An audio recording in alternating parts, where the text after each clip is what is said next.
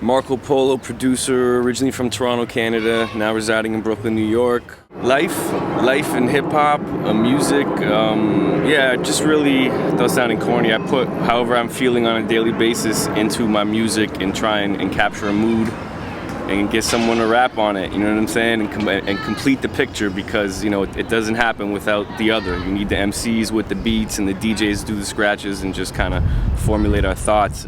You know, times have changed. It's like we're on the internet way more than we used to be, and that could be a good or bad thing.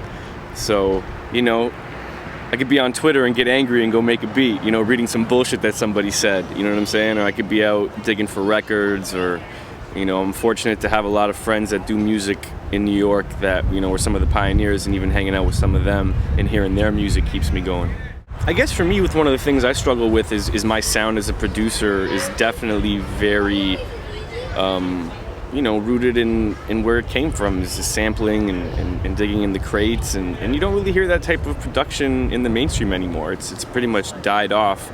It still exists, and there's a whole culture of us that do it, but we've been pushed to the underground. So I struggle with, should I, you know, dabble in where hip-hop is now on the mainstream and change my style? And I guess for me, I haven't done that. I've just stuck to my guns, like me and Jason were just talking about. It's like you can only really do what you're good at. I can only authentically make music to the best of my abilities to what I want to do. You know what I'm saying? Anything else is going to sound real whack and forced. So if let's say I have 7,000, 10,000 fans worldwide, I'm grateful to have that, and I will continue to make music and rock for them. You know what I'm saying? And if that's what I have, I'm fortunate to have that, and I'm going to stay in that lane. And if other people along the way get put onto my music without having to, you know, sell my soul and change this stuff up, you know, that's what I'm going to do.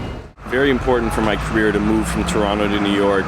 When I first moved to New York, I was petrified to move to New York, because it's like the Mecca. It's the birthplace of hip-hop, and it's very intimidating. But you know, Toronto's a dope city. The thing is, it's small, and for the people that I wanted to work with, I felt it was necessary to move out here and connect with those people, you know, and meet them face to face.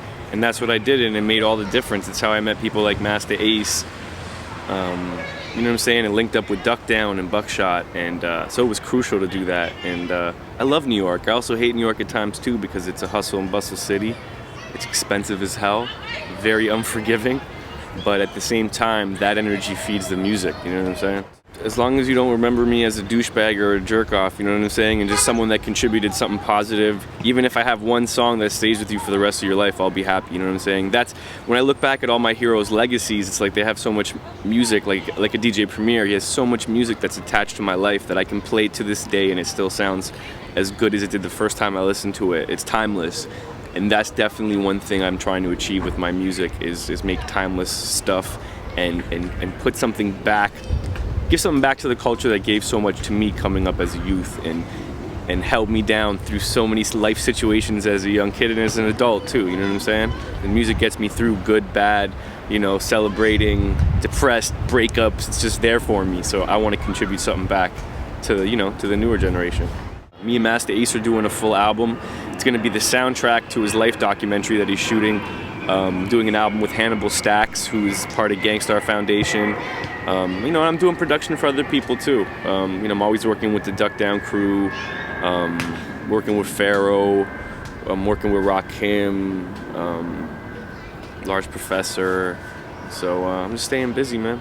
Just, if you've supported the music, I appreciate it. Thank you. If not, definitely check me out. Twitter.com/MarcoPoloBeats. Website's MarcoPoloBeats.com.